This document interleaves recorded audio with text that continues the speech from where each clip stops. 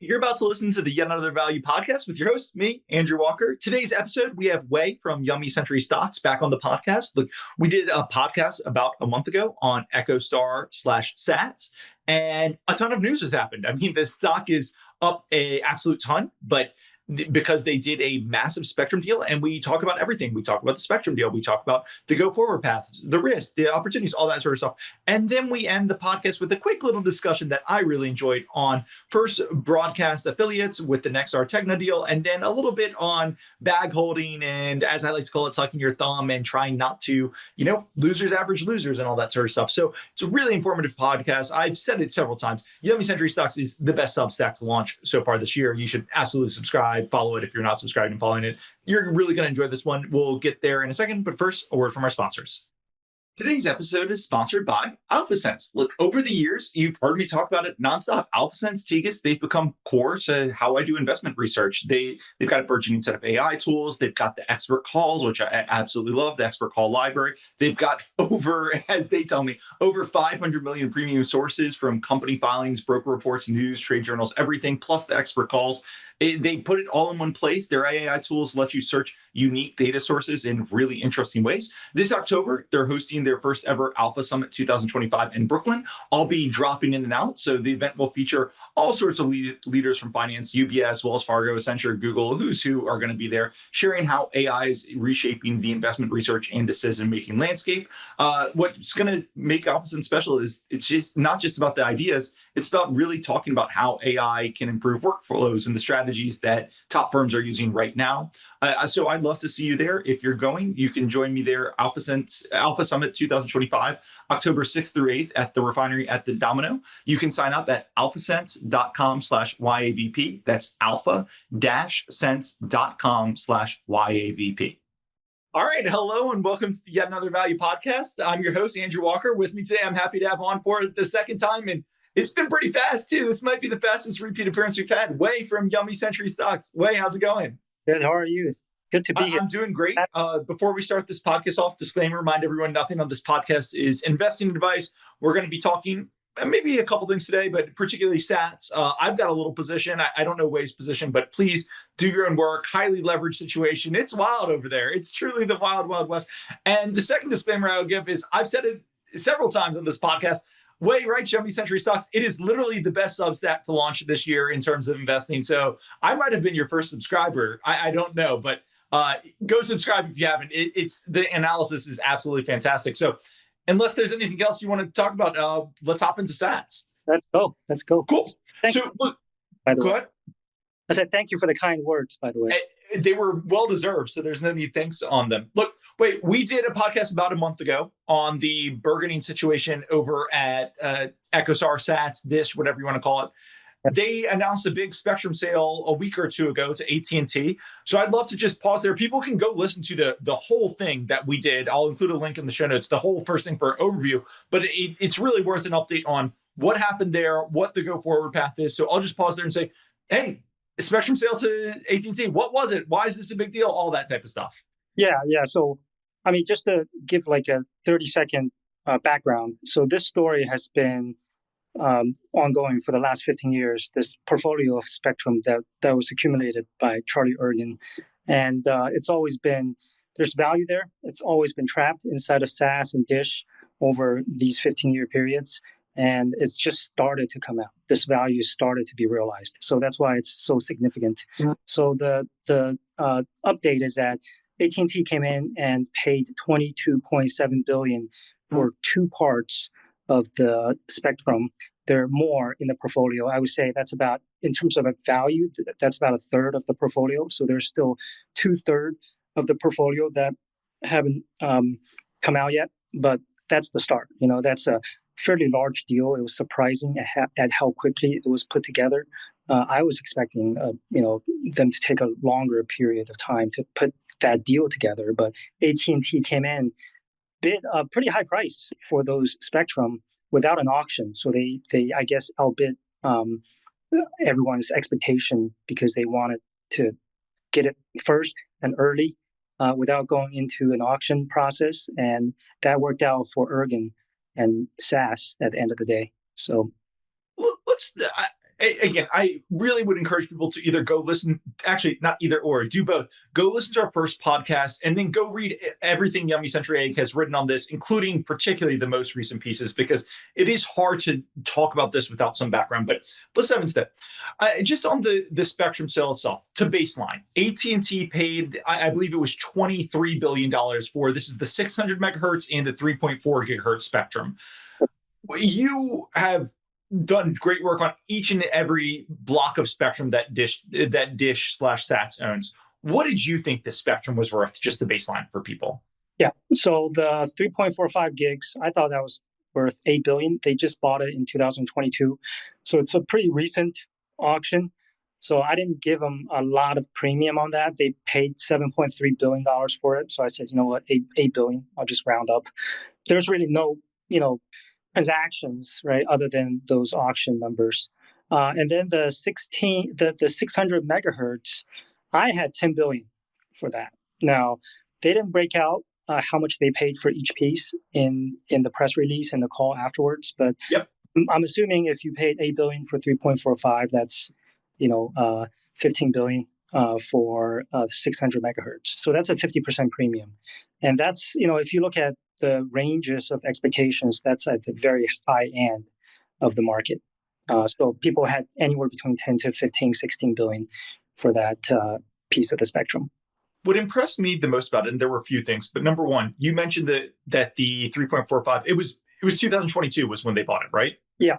It was a recent bid. And one thing I had always worried about, and people can listen to the last podcast, I've always been, as a longtime Dish bull who just like, the monetization story has been there for 10 years. I've always been like, hey, if it hasn't happened now, when? And then the other worry you would have in the back of your mind is, look, every price that you saw happened at an auction where there were four players, right? Dish was your fourth player, then Verizon, AT&T, T-Mobile. And you worried when you kind of pulled the fourth player out there and you were left with Verizon, AT&T, and T-Mobile, who are all against the spectrum caps, you kind of worried that the competitive dynamics fell apart. So to me, one of the interesting things about this bid is a recent bid where the fourth player was the winner in the 3.45. It seems that at minimum, they got costs and probably a premium for that. And that was just, to me, just one of the most bullish signs because, again, the fourth player is gone and the largest players are saying, hey, we need the spectrum so bad, we'll pay big premiums to this stuff that just went off. If you have anything to add or disagree, agree, I'd love to hear it. No, I think the 3.45 gigs, when Dish bought it 3 years ago, they paid a very good price, I thought, because the auction dynamics were such a way where they benefited from, I guess, a slightly reduced competitive pressure. And then AT&T really needed that spectrum because AT&T was the other big winner in that auction. So, that fit very well with AT&T. AT&T is short mid-band spectrum. So that deal looked great. I mean, that was what everyone expected. And that just happened. So, but the 300 megahertz was, sorry, not 300, 600. Yep. 600 megahertz. That was a little bit strange because AT&T doesn't need that. They paid a big price for it. And on the call that they had after the announcement, they said that it would take them several years for that 600 megahertz to be put into use, which is, shocking to me that they paid such a big price for that part of the spectrum, which comes back to your point, which is that the spectrum market has reset based on these two transactions, and it's reset higher, right? Mm-hmm. And I don't know what the competitive dynamics are for the remaining spectrum, but I would say it's better than where we were a month ago. Let me pause you there because I agree it's reset higher. It seems like that's the case, and we'll talk about the rest of the spectrum, the other bidders, all that sort of stuff. But I did have one bear who emailed me and said, "Hey, everybody at SATS is celebrating right now, and rightly so, right? This was a big price. But when you're starting to think about the rest of the spectrum portfolio or deals, remember there are a few constants in life. There's death, there's taxes, and there's AT&T wildly overpaying for telecom assets whenever they have the chance. So they were kind of saying, look, you had the sucker here. They did the first blowout bid. But as you go to the rest of the stuff, it seems AT&T won't be around to bid for the rest of the stuff just because this was a big deal. This probably takes them out unless the rest of the stuff is going for a real song. They're saying, look, Verizon and T-Mobile are going to be much more disciplined buyers. Like, kind of dial back your expectations on those, because now they know there's only two players. We're the last game in town, and nobody's going to pay AT&T. I thought that was an interesting zag to the zig. Go ahead, please. I would push back on 2 points here. One is that Verizon is not a disciplined buyer in the market.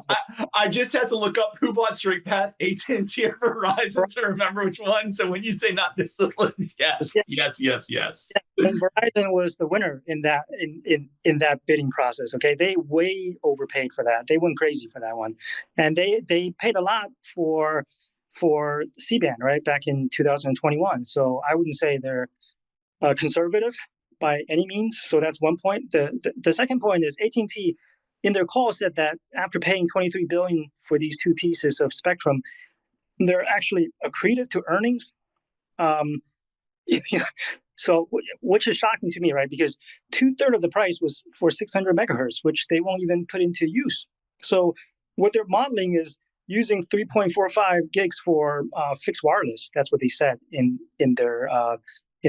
their call. So that's going to make them, make the deal accretive for them, which to me feels like they underpaid for the spectrum, right? And so I don't know. Like I feel like you're right from a competitive standpoint. One guy is potentially out of market, but on the other hand, if you look at some of these use cases, I don't know. I mean, there's still value there, right? AT&T could have paid more for those spectrum if they wanted to, and still make the case that it's accretive or not dilutive to earnings.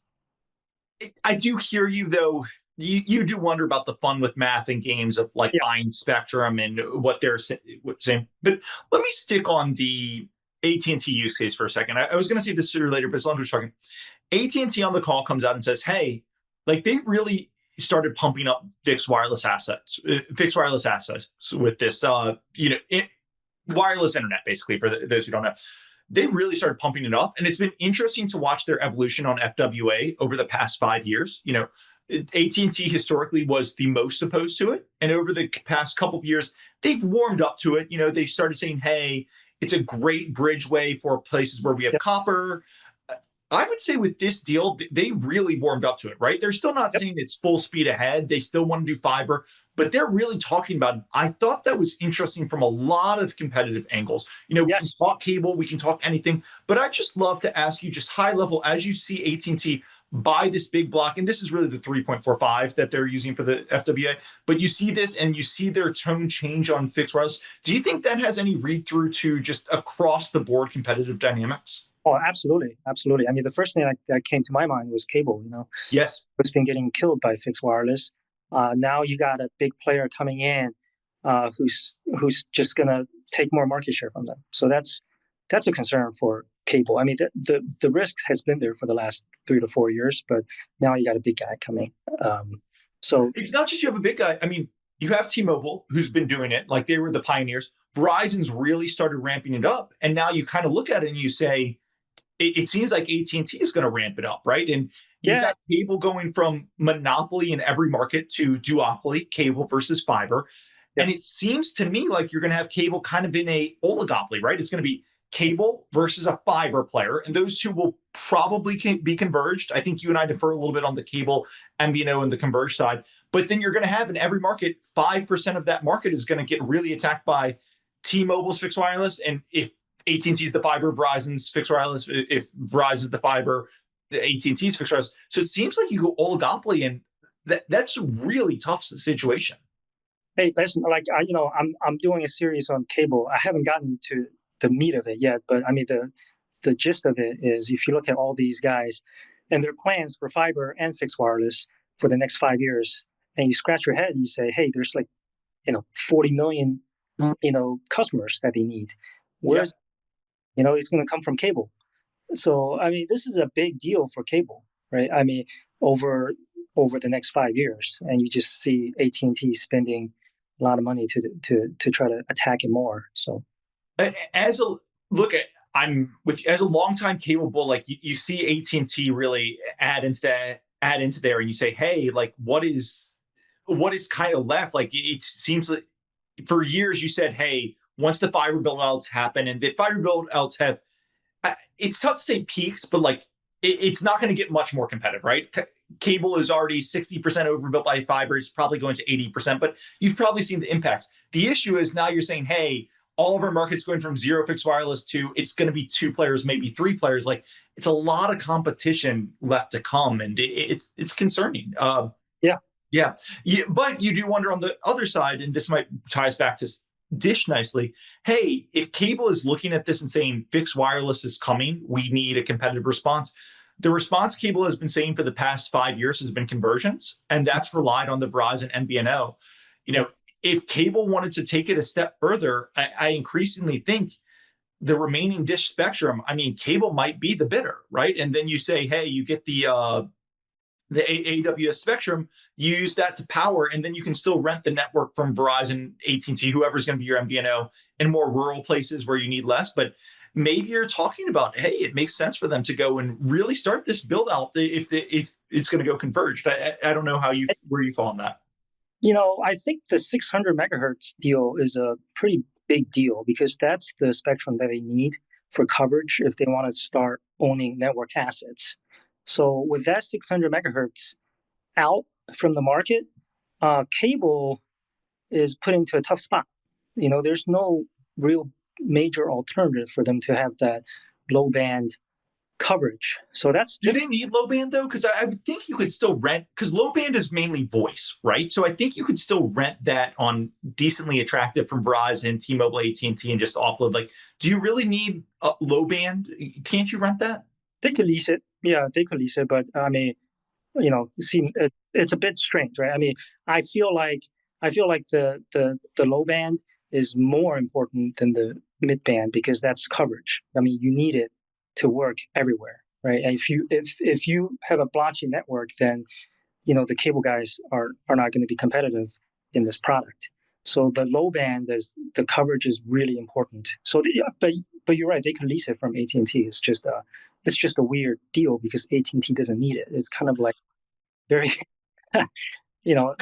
I was basically thinking if you took what cable's doing right now to its most extreme, right? Because right now cable's on the Verizon thing and they're trying to offload as much as they can in the heaviest spots. I was thinking basically, hey, if you take CBRS and then you buy the Dish spectrum and you run that forward 5 years, in all the heavy spots like you're trying to offload, and then you use whether it's Verizon, AT&T, or T-Mobile, you say, hey, wherever we can't build coverage, we rent the network from you. That's kind of what I was thinking. Yeah. I mean, it could work if they want to own if they want to own network assets. I don't know when they're going to actually make that decision, and whether now it's the right time for them to bid, I don't know, $30-40 billion for the remaining assets that they have. So, I hope they're in the process, but I'm not 100% sure. And if you talk to a lot of cable shareholders, they don't want mobile, right? I mean, they're kind of negative on the whole space, and I don't know from their perspective, they don't view that as a good capital allocation strategy, and I don't disagree with that. I think it's a big decision. And if I were a cable, I'm not long cable, but if I were long cable, I would be very concerned if Charter and Comcast go and they pay $30-40 billion for the spectrum.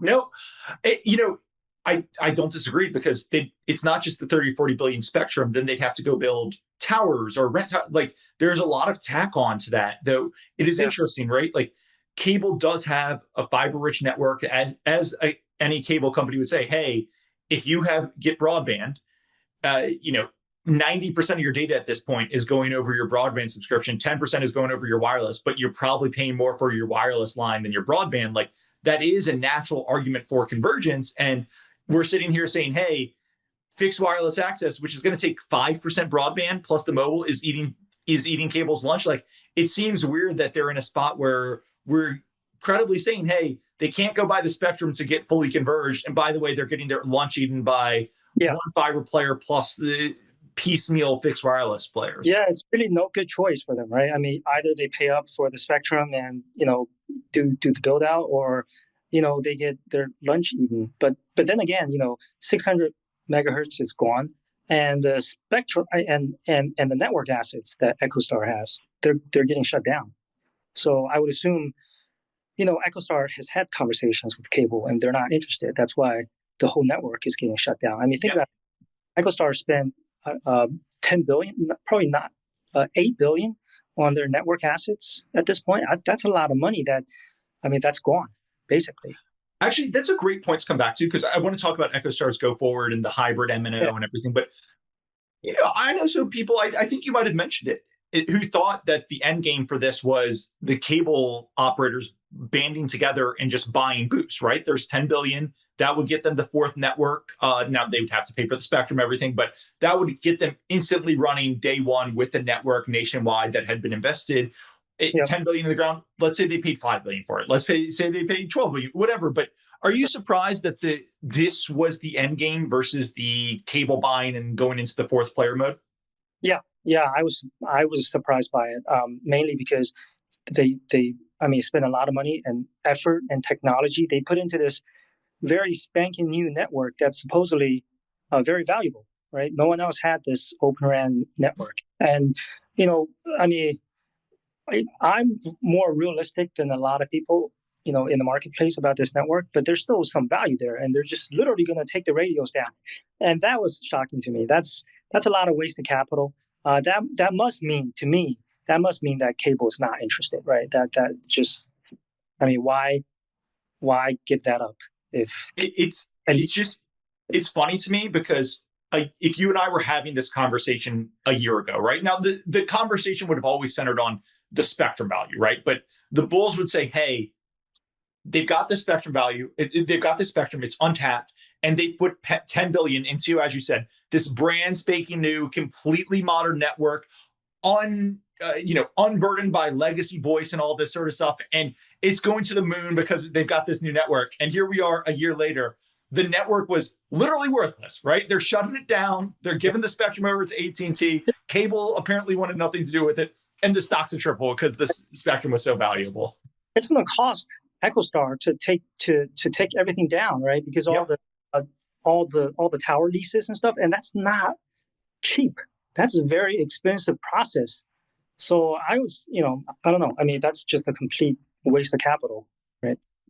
Let's go back to Echostar's go forward. So let's start with the rest of the spectrum, right? There's an article. This deal gets announced. I think it's on a Monday. The stock screams higher. And then after market, the day that the deal's announced, Semaphore comes out with an article that says, hey, T-Mobile was sniffing around these. SpaceX was sniffing around. There's a lot of spectrum left. Both of those players are very interested in the remaining spectrum. I'd love to just ask, what do you think the remaining stuff's worth? What do you think the go forward path here? Actually, if I can put one more, there is an open debate on the go forward path of, is this a liquidation? Is the candy shop open and we're selling all the spectrum? Or is Charlie going to pursue, I think you put in one of your posts, is Captain Ergen going to pursue his whale and go build up the D2D satellite business, spend $5 billion, keep the spectrum, and try to build a business? So I threw tons of stuff at you, but I'd love to hear what you think about the go forward spectrum, this go forward Echostar here.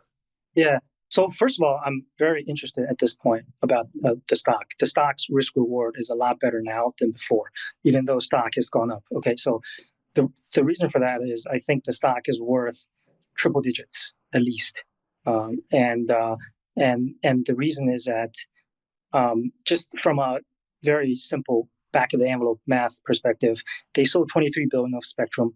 There is 11 to 12 billion of spectrum outside of AWS4. Right, that's going to get sold one way or another. You add that up, you take away taxes, you take away debt, that gets you to low to mid 50s in terms of stock price, which is not that far from the current stock price of $60 to $63. So you got pretty good downside protection. I mean, this is a liquidation, right? I mean, and you're going to get 50, let's call it $55 back, right, in the next year, right, year or two. So that's pretty good downside protection. On the upside, you have the crown jewel, the AWS4 spectrum. That's the 2 gigahertz spectrum. That's worth probably $27 billion on top of that, and that's $80 of value that needs to be realized now. So the question is, how do you realize that value? my perspective, the base case is that because they're not running a network, the AWS4 spectrum now is in limbo with the FCC, because the FCC has these build-out requirements, right, for your spectrum. You own the permit, you own the license, but that license has conditions, build-out conditions to it. Now you don't have the network, you're not running the terrestrial network. Everything else you do in the future with this network has to be approved by the FCC. So the question is, what does FCC want to do with the spectrum rather than what Oregon wants to do with the spectrum to some extent? So I think that the FCC probably wants it sold, right? Yeah. Free up the spectrum. And so the other option, like you mentioned, is Oregon on their second quarter, not Oregon, but the CEO, Hamid, on the second quarter earnings call said that they wanted to go into D2D LEO satellite business.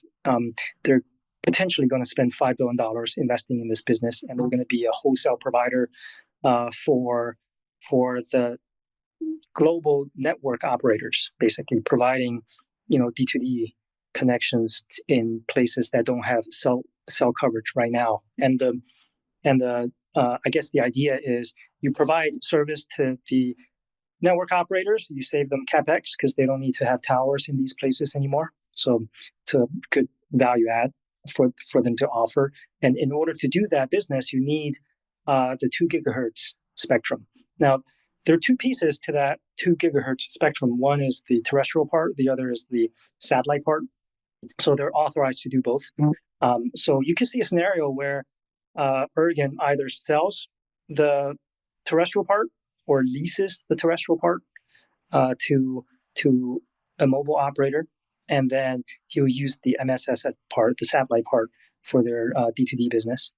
So that's one scenario. I think that's a good and efficient use of the spectrum, right?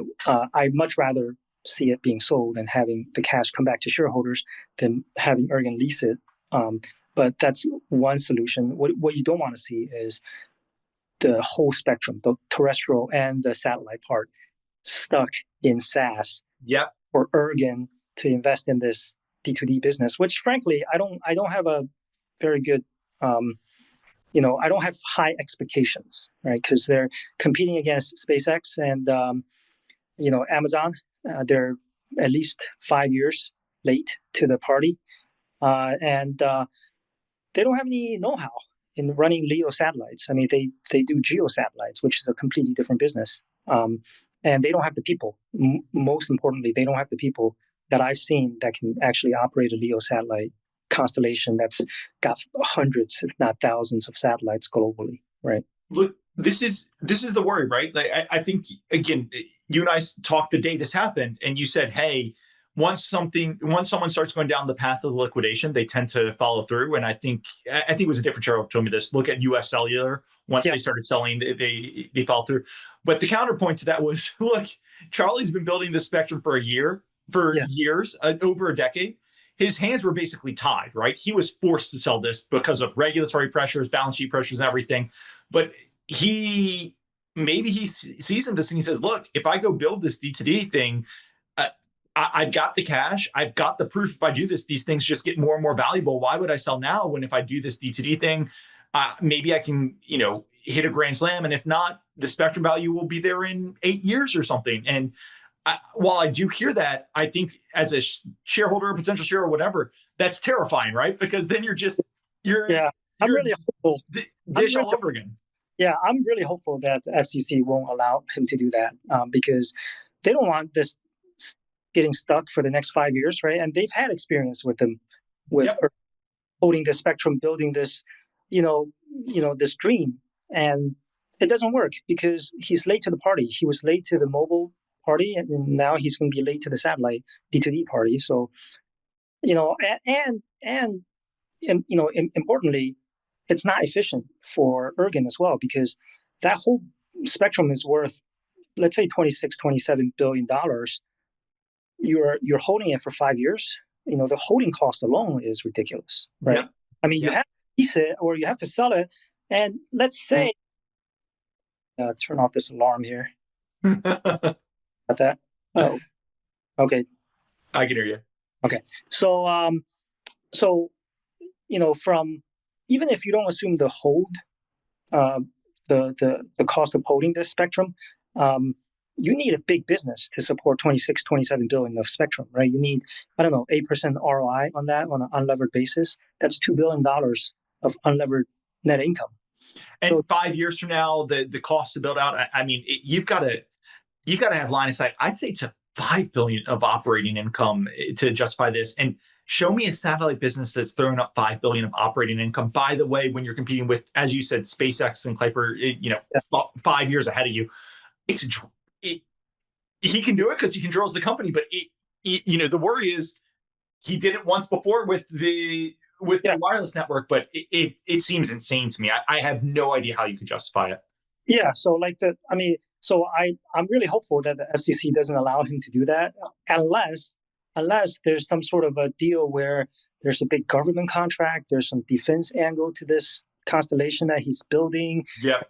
To the overall objective of the administration. There has to be something, right? That would allow that would say, hey, it's reasonable for Ergen to hold this spectrum and build this thing, right? And I just, that's not my base case. My base case is a continued liquidation, especially because he's not in the terrestrial mobile business anymore, right? And he doesn't have leverage. He can't just go out and say, hey, I'm doing this satellite business. I'm holding this spectrum.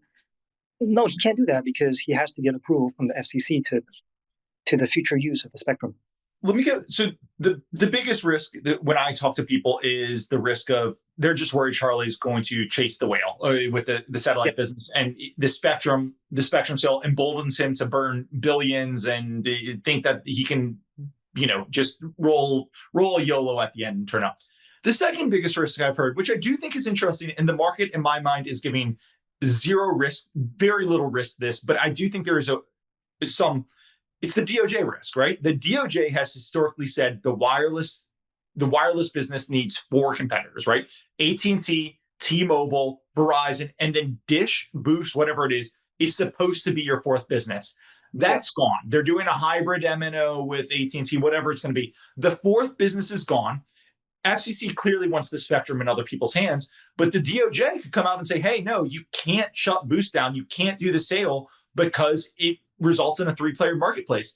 I'd love to and I think you even had a quote from somebody pretty high up at the DOJ 2 months ago saying, hey, we need 4 players in this marketplace. So I'd love to ask you, what do you think about the DOJ risk here? Like the DOJ and FCC, it seems clear they're at odds with what should happen here. What do you think about the DOJ? Yeah, I think the DOJ. The more I think about the DOJ risk, the less I'm concerned about it, and I think the DOJ has no other choice but to approve this deal. That's the thing. They would like to have a 4th functioning network. They would like to have the spectrum sit there for, if not Boost, but some other 4th network to come along and use the spectrum and provide competition in the mobile market. But that's just not reality. There's no one out there who's willing to step up other than cable. And so I think, what else are they going to do, right? If they could block the transaction, in which case Ergen would just file for bankruptcy, the spectrum will get stuck in court for years. I mean, it could be years. And when it comes out, if it comes out, the 3 bidders are going to be still the 3 bidders today. So there's no one is going to come in and say, hey, I want to be the 4th network anymore because, hey, look at what happened to Dish, right? You destroy so much value by blocking this transaction. Now, they can't realize value on their assets because of your stupid ideology on this 4th network. It doesn't work. So the DOJ knows this too, right? So I think they really don't have a choice. What they can do is structurally, find some ways to save face and to provide some support in terms of stronger MVNO agreements to provide semblance of additional competition in the market. But as of now, I don't know. I mean, what else do you do, right? Look, I'm with you. I think now I will say I think the DOJ's original sin here was allowing Sprint T-Mobile to merge. But look, that's in the past. You can't do anything about that. I don't know what I feel like the DOJ is just completely checkmated. Cool, you want a 4th network? Well, you basically let the country get down to 3. Nobody wants to go build the 4th. Like there's nothing for you to do. I do think your behavioral remedies issue is interesting to go back to cable. Like as part of the T-Mobile Sprint transaction, T-Mobile and Sprint were very heavily arguing, hey, cable is here. Cable is a competitive player as well. I wonder if, as part of the behavioral remedies for this deal, cable gets a new real sweetheart deal with AT&T on the MVNO side. That, I think their MVNO with Verizon's pretty good, but I do think Verizon can dial it back if the network's overstrained and stuff. I wonder if they get a very sweetheart deal with AT&T to create some competition there. Great for them. It's great for them. They would be highly supportive of this deal because I don't think they may be forced into owning network assets, but I don't think they want to at the end of the day. And this, if they get a sweetheart deal from these MNOs, it's perfect. Great. You and I are recording this. Let me make sure I get the date right. September 3rd. Yeah. The Paris show, which everybody's pointing to, you go back to the Echostar Q2 call, they said we're going to have an announcement at the Paris show. Every SATS I talk to says the Paris show is coming. Get ready for the Paris show. I think the Paris show is the week of the 14th. Am I remembering that correctly? I think, yeah. Yep. So I just love to ask you, are you expecting fireworks at the Paris show? Are the fireworks already in the past? Like, how do you, because I just know the Bulls are always pointing to the Paris show for, we might see more. What do you think happens there? Yeah, I think I think they will have to announce some sort of resolution on AWS 4 at the Paris show. That's the thing that I'm most focused on is what and how they're going to realize value on AWS 4. With respect to D2D, doesn't really matter to me. That's the value that may be meaningful in the future. But at this point, I just want to make sure that we get to, I don't know, $100 a share with just the spectrum value that's going to get liquidated, right? That would make me feel comfortable about the near term. So, but having said that, I think what they're going to do is announce some sort of partnership on the D2D side. The second quarter earnings call, they alluded to the Paris show a number of times. They said a couple of times that just wait, we're going to have some new stuff coming, right? So you would assume that that's going to be some sort of a partner on the D2D business. And then AWS 4, that's going to be the natural question for everybody is what are you going to do with AWS 4? And I thought it was interesting that, they announced that they're going to shut down their network before finding a deal for AWS 4 because well, if I were a buyer, I'd be like, okay, you got to sell it anyway. So there's leverage for me to, I don't know, just, negotiate a lower price. So I would assume they probably have a deal pretty close to being signed at this point, right? In order for them to come out with AT&T and say, hey, we're not going to be in the terrestrial business anymore. And look, maybe that's part of why AT&T pays the premium, right? They get the first strike. They say, hey, look, we're paying a little bit of a premium because we've got to start rejiggering our network now for the 600 megahertz that we're buying. And we'll pay a little bit of a premium because we're hurting your negotiating leverage with the AWS 4. And we realize that. But speed is a factor here. And getting a 3-month head start in the regulatory process, the closing, might be worth it. I want to quickly switch to, unless you have any closing thoughts on SATS, I actually want to talk about 2 other things you've written about quite a bit recently. Yeah, so I just want to say the risk reward here is fantastic, in my opinion. Much better than a month or 2 months ago when we spoke first. And I know that sounds weird, especially for value guys, but it's true. And you have this near-term catalyst here. So you're going to know in the next 2 to 3 months whether this thing works or not. So pretty interesting opportunity. Look, I'm with you. It's a struggle because it's always a struggle to buy. The stock was 55 last week at 65 now. It was 25 a month ago. But one thing you have to factor in a lot of things. This is a complicated structure. So a lot of the value they've sold, this is a highly leveraged business. But a lot of the value they sold is actually going to pay down holdco notes. So you're actually transporting a lot of cash up to the holdco. So you're really, as you said, you're really boosting the downside, right? You're really protecting the downside because of that holdco note structure where if everything else goes wrong, you're still going to have value because of that cash.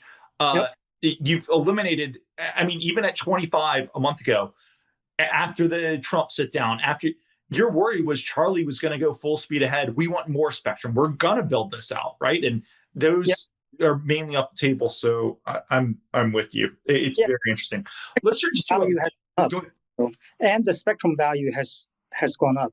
Another great point. Another great point. Two other things. Quickly want to mention, you've been covering really extensively M&A in the broadcasters. For those who don't know, Nexstar, one of the best run companies in the companies, bar none, like forget broadcasters, just in general, best run companies, announces to build deal to buy Tegna. Broadcaster M&A is back on. I just love to get your thoughts on, there's a lot of moving parts around there, right? Sinclair, the night before the Tegna deal breaks, Sinclair's rumored to offer $25 to $30 per share for Tegna. Now, that was stock. It involved a split off, but Sinclair's looking to dance. Gray, I think, needs a dancing partner. There are a few others out there. I'd love to just hear your thoughts on where we're kind of falling in broadcaster M&A merry-go-round. It's going to be really interesting next 12 to 24 months because the broadcasters need to consolidate in order to compete against tech platforms, and the FCC is willing to allow them to do that. So you got this mix where people, are ready to combine. Basically, right now the market is fairly consolidated, but Nexstar is the biggest, and there are 4 other public guys, and there are a handful of smaller guys. I think over the next 12 months, they're all going to come together into 2 big station groups. They're going to be owning 2 of the large 4 affiliates in any local market. So ABC, CBS, Fox, and NBC. Yeah. So I think it's going to be a pretty interesting period because there's going to be a lot of synergies coming from the consolidations. Nexstar is trading at, I think, 6 times EBITDA right now. After their deal with Tegna, they're going to look a lot better, right? I mean, on the post-synergy basis, they're still going to trade at 6 times, because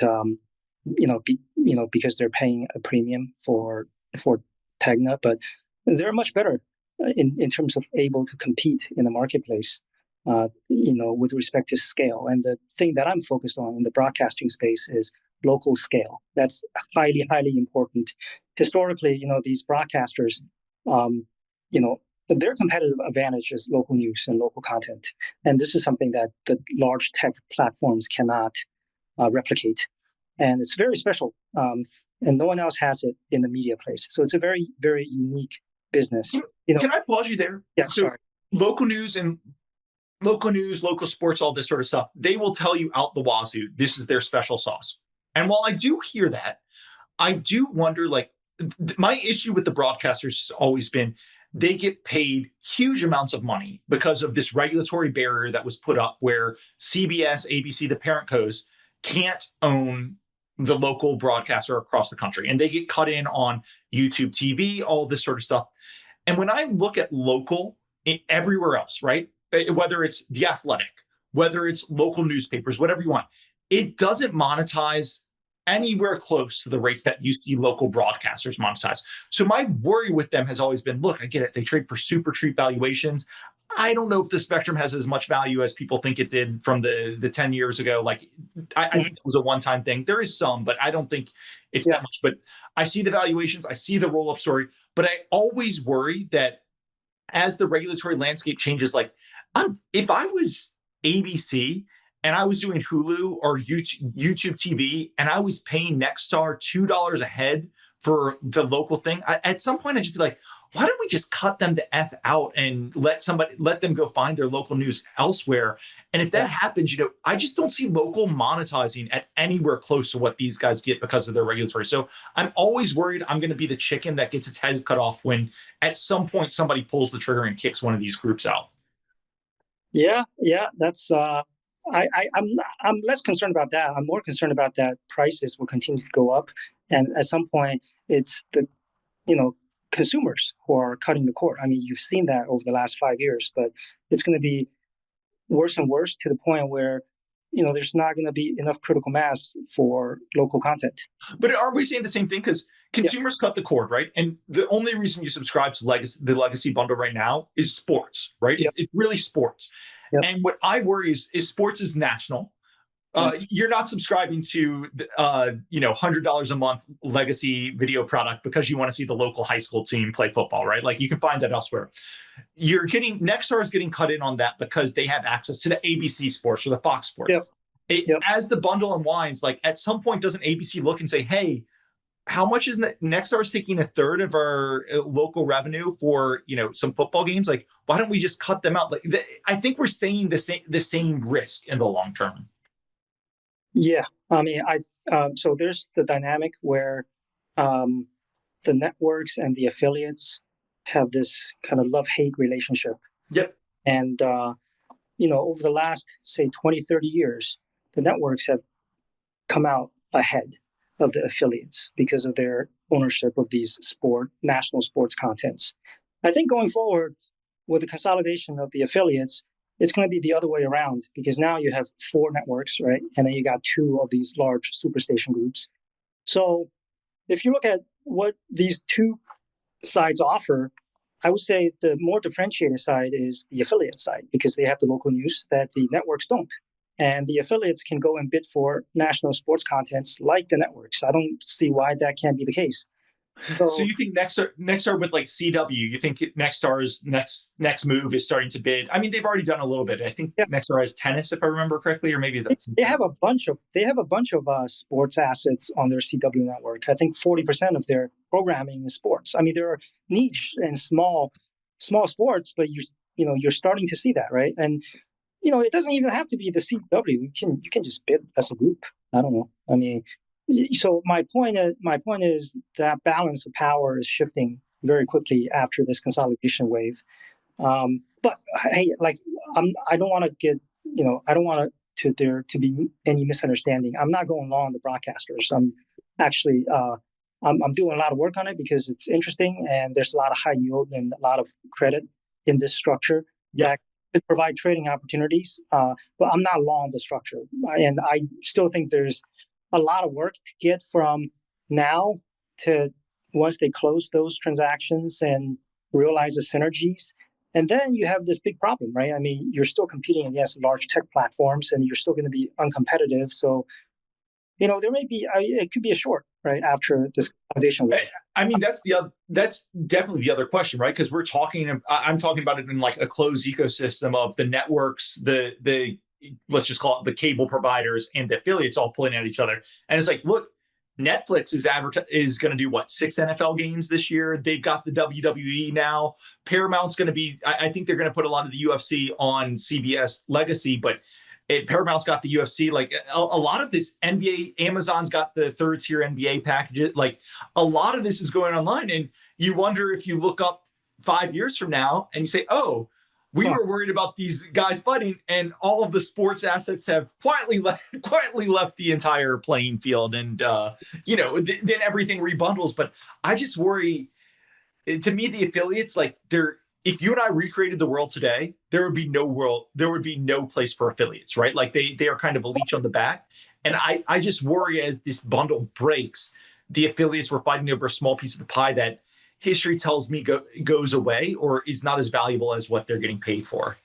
I actually think the complete opposite. Okay, I was not. No. I love to hear that. Yeah. So my point is what the affiliates are doing with respect to local news and content. That's not replicable by other folks in the media ecosystem. So that's actually unique, and I don't think they will go away. I think it's actually the networks that don't provide differentiated programming, right? I mean, they're doing all these shows. Anybody else can do them. They can bid on sports content, but everybody else can. So that's not differentiated. I mean, the underlying differentiated asset is the local news and local content. So I do agree. Just to go back to my earlier, I mean, I do hear what you're saying, but so Nexstar is buying Tegna for $6.2 billion, right? I can't remember if that's market cap or EV. I'm just, it's EV. If I looked at Tegna, right, and you said their differentiator is local news and local sports, I'd say I don't disagree with you, but there is not a local news business or local sports business on the planet that monetizes at the rate that Tegna does, right? The reason they monetize so high is because of that legacy, ABC, CBS, and they own that legacy station. And if you told me, hey, that legacy station is going away, and now we're just monetizing the local news and local sports and all that sort of stuff, I'd say good luck, right? Like I've seen this movie before, and as it breaks, I think that's very valuable stuff, but it just doesn't get paid for. I think this is why it's so interesting to do work now, because there could be, I mean, if they lose the national sports content, so be it. That to me, that's not differentiated at all. I mean, someone else can overpay for it, right? And at the end of the day, they could become a lot smaller, and they could just offer local news and local content, and that's highly, highly valuable. I mean, they could get 10, 15 times EBITDA for that differentiated content. Now, it's going to be a much smaller organization that does that, right? Without the national sports, but that's the more valuable piece that we got to focus on. Now, from here to there, there's going to be a lot of pain, right?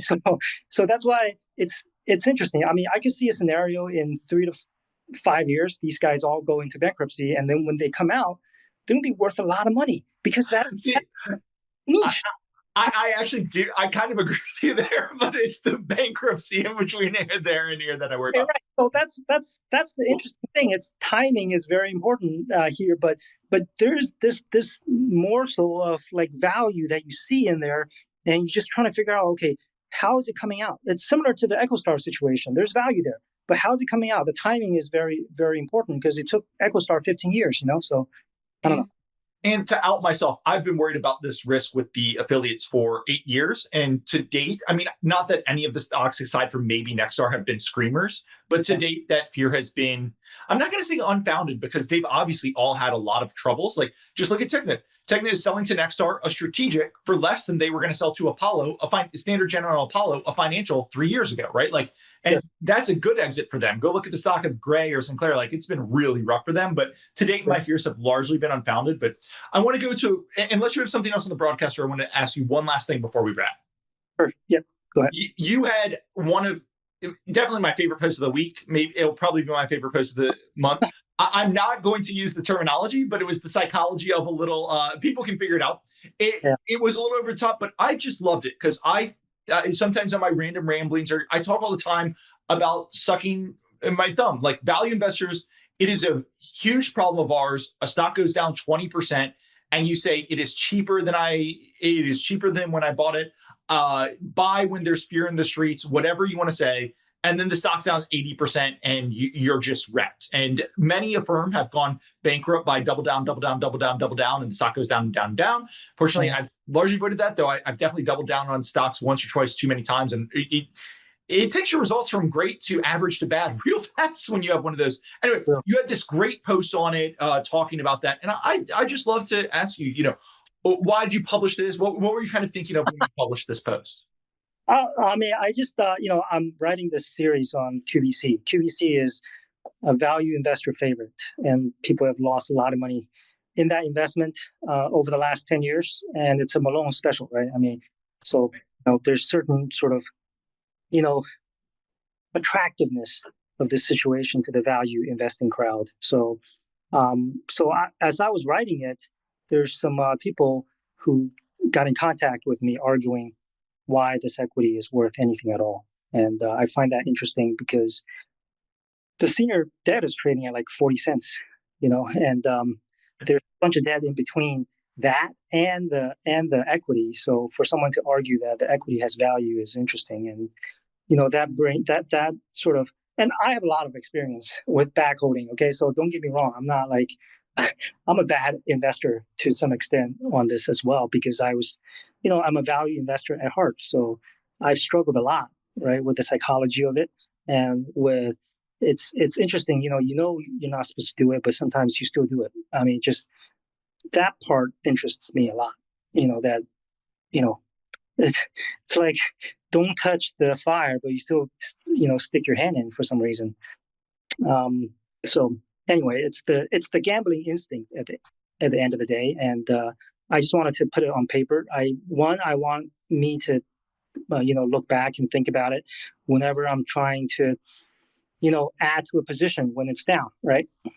So just remind myself, hey, dude, you might be right, 70% of the time, but that other 30%, you're going to lose all your money. And then, and to also just, make sure that some of the people in the QVC crowd know that.